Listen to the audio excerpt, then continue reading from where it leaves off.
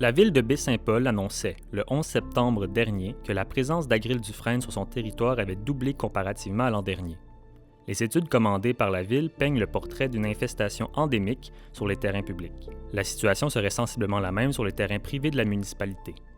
On en a parlé déjà dès l'année 2024, qu'on était en situation endémique du côté de la ville de Baie-Saint-Paul pour l'Agril Dufresne. C'est une maladie qui touche de nombreux arbres. Ce n'est pas exclusivement à Baie-Saint-Paul, il y en a dans différentes municipalités à travers le Québec. Déjà en 2024, on avait demandé de faire un recensement, de regarder le nombre d'arbres qui étaient touchés sur le territoire.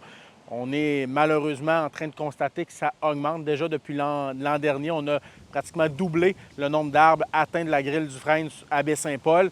Évidemment, les études qu'on a posées sont sur l'emprise publique, donc sur les territoires publics. Évidemment, il y a certains arbres qui sont sur des terrains privés qui sont également atteints par l'Agril Dufresne. Détectée dès 2023 par un employé de la ville de Baie-Saint-Paul, la population d'Agril ne cesse de croître sur le territoire. Ce constat survient peu après l'analyse des prises réalisées par 6 pièges à Agril disposés dans certains freins de la municipalité. Comme disait M. le maire tout à l'heure, on est passé de 125 prises à 220 quelques ou 230, donc on a presque doublé en un an au fond, donc ça va quand même assez vite. Même si certains arbres sont présentement la cible de traitements préventifs, le maire nous avertit que de nombreux spécimens infectés devront être abattus dans un avenir rapproché. À terme, une très grande proportion de la population de frênes devront être coupées.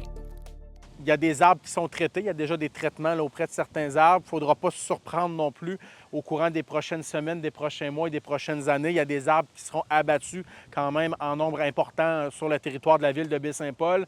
Bien évidemment, on va travailler aussi pour replanter des arbres. Il est encore trop tôt aujourd'hui pour dire le nombre d'arbres qui seront abattus versus le nombre d'arbres qui seront replantés, mais on est déjà en mode action. Si l'Agril ne présente pas de danger pour la santé humaine, elle représente un risque réel et chronique pour les populations de frênes en zone urbaine. Ainsi, la ville, tout comme les propriétaires privés, doivent songer dès à présent à remplacer leurs frênes par des essences différentes et diversifiées. Les actions posées par la ville de Baie-Saint-Paul sont présentement exclusivement circonscrites sur le territoire public, mais la ville demande tout de même aux propriétaires de frênes de se tourner vers des spécialistes pour prendre en charge leurs arbres. Les actions de la ville, pour l'instant, c'est vraiment dans l'emprise publique. Là, ici, on est sur des terrains qui appartiennent à la ville.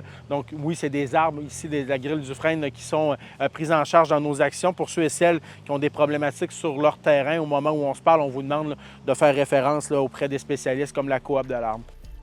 L'infestation d'Agril est déjà manifeste à Baie-Saint-Paul et se constate à l'état de nombreux frênes, témoins du passage du coléoptère nuisible. Pour des spécialistes comme Antoine Suzor-Fortier de la Coop de l'arbre, la présence d'Agril peut être reconnue selon plusieurs facteurs. Si vous vous demandez si vous avez cet insecte-là chez vous, on va voir les signes de sa présence. Ça va être beaucoup des gourmands, des espèces de drageons qui partent au fond dans le milieu de l'arbre, donc des branches qui vont retiger dans le milieu de l'arbre. Ensuite, un décollement de l'écorce. Puis quand on enlève l'écorce, on peut voir qu'il y a des petits canaux qui sont là. C'est justement le canal que va utiliser la larve pour se nourrir. L'insecte ressemble à ce que ici je présente sur photo. Donc, c'est un petit insecte qui est quand même de 1 à 2 cm de long, donc c'est pas simple à détecter.